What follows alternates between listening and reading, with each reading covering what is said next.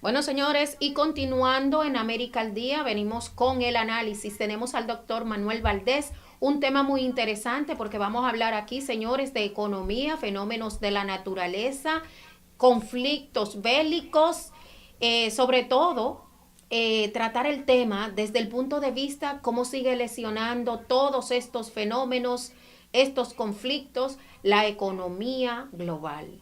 Tenemos al doctor Manuel Valdés, que domina bien el tema, líder político, líder comunitario y de verdad que una persona muy solidaria. Doctor, bienvenido.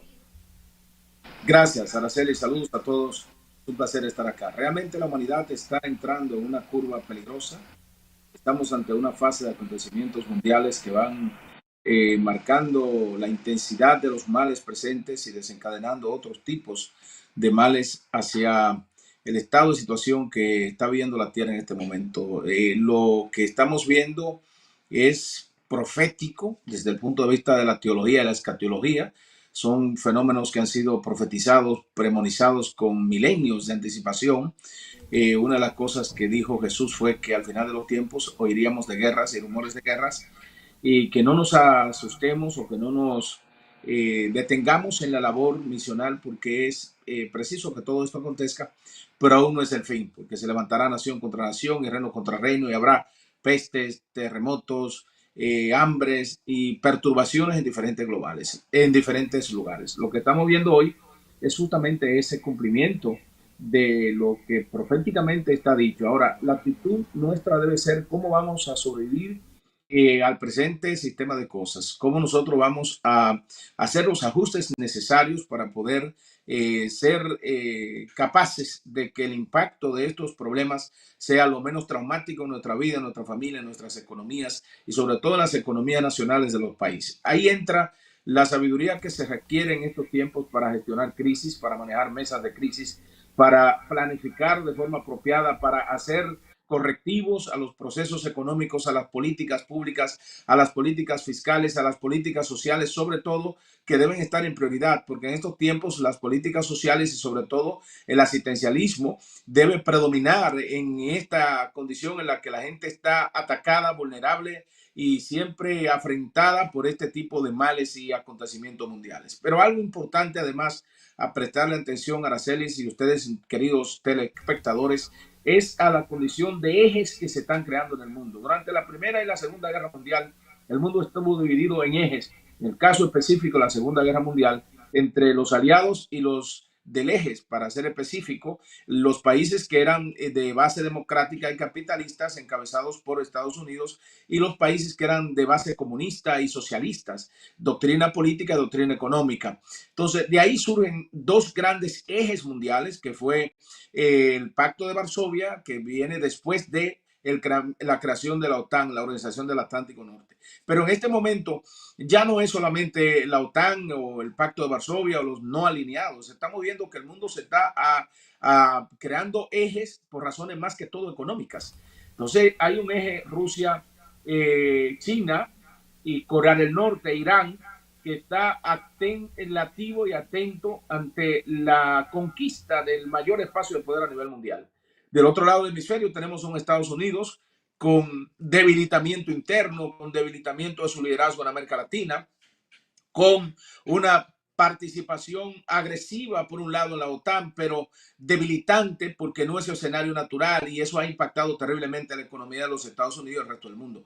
Tenemos una China que quiere conquistar el mundo, la ruta de la seda, la ruta económica y sobre todo la ruta política y ahora la intensidad del espionaje que recientemente Estados Unidos le derriba un globo espía, según creen todos los expertos en la materia. Entonces, ¿hacia dónde va la Tierra? Es la Y, pregunta. ¿Vamos y hacia zona? dinero, doctor, así es que se lesiona la economía precisamente. Con Así todos es, estos bombardeos, con todos así es. esto, bueno, por todo derrumban un avión. Cada día vemos cómo se sigue construyendo las armas, pero también vemos cómo dañan el planeta, cómo esto afecta al planeta y se producen cada día más estos fenómenos de la naturaleza más continuos y más destructivos.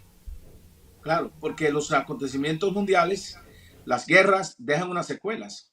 Y esta secuela es contaminación ambiental, y esta contaminación ambiental produce alteración del balance ecológico natural y sobre todo cuando se ataca la atmósfera, el sistema biótico, como ha pasado la capa de ozono, la ruptura de la capa de ozono que permite la penetrabilidad de los rayos ultravioletas al espacio de la vida, la biosfera, y eso altera el balance natural, genera fenómenos, el fenómeno del niño, que es el calentamiento de las aguas, y el fenómeno de la niña, que es el enfriamiento de las corrientes marinas superficiales. Entonces, todo esto genera terremotos, maremotos, huracanes, problemas cíclicos que van destruyendo las economías, la siembra, la agricultura, Así generando es.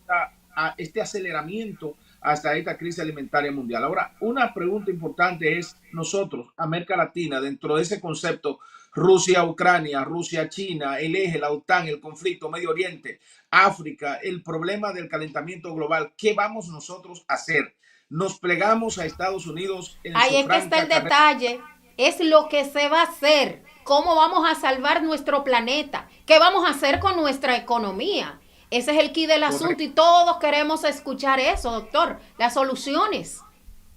Ahí es donde tenemos que fijarnos y ahí es donde deben estar los países del área planeando, replanteándose, porque todos los planes ahora mismo son revisables. Uno hace un plan a un año, a 2 años, y las alteraciones globales, los eventos geopolíticos alteran completamente la planificación de los estados nacionales. Entonces es preciso tener una actitud vigilante y sobre todo prever riesgos. En el caso de nosotros hay que fomentar una cultura de la planificación, del ahorro, de la prudencia en el gasto, de inclusive de la administración del agua, los recursos hídricos que tenemos, los recursos naturales, en el caso de nosotros, República Dominicana, que somos un país honrosamente con una densidad pluviométrica de la más alta del hemisferio occidental, pero que no aprovechamos ese recurso.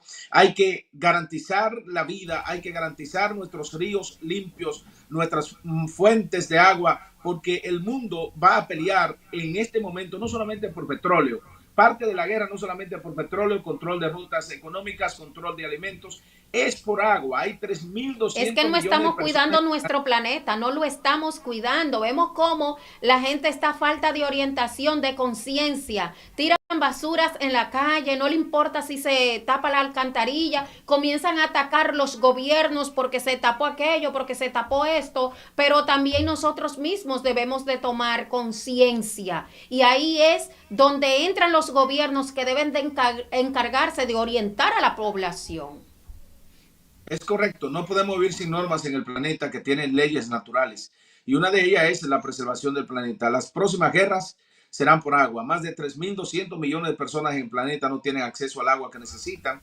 Y por eso los grandes capitales se están moviendo a inversiones de comprar recursos naturales más que todo. Invertir en países donde hay recursos naturales para ello poder garantizar sus inversiones. Y ahora lo que debería ser casi un imperativo es el reseteo económico, porque el sistema financiero mundial precisa ahora mismo de una reorientación del enfoque geoeconómico y geoestratégico. Por eso el mundo está cambiando, pero las circunstancias están ahí, nosotros tenemos que sobrevivir, los gobiernos tienen que prestar atención a las voces que se elevan en favor del medio ambiente, a los liderazgos sociales, a los liderazgos comunitarios, porque no solamente la clase política tiene la llave maestra para enfrentar los retos que tenemos por delante. Hay que incorporar nuevos actores a la toma de decisiones y ese es el reto que tienen los gobiernos, de darle paso a nuevos actores al escenario para reconfigurar el esquema de toma de decisiones para poder preservar la vida. Estamos ante un Doctor, tiempo de un hemos tiempo de llegado al crisis. final, estamos pasado de tiempo. Muy bueno el tema, de verdad que sí, pero ya no tenemos más tiempo.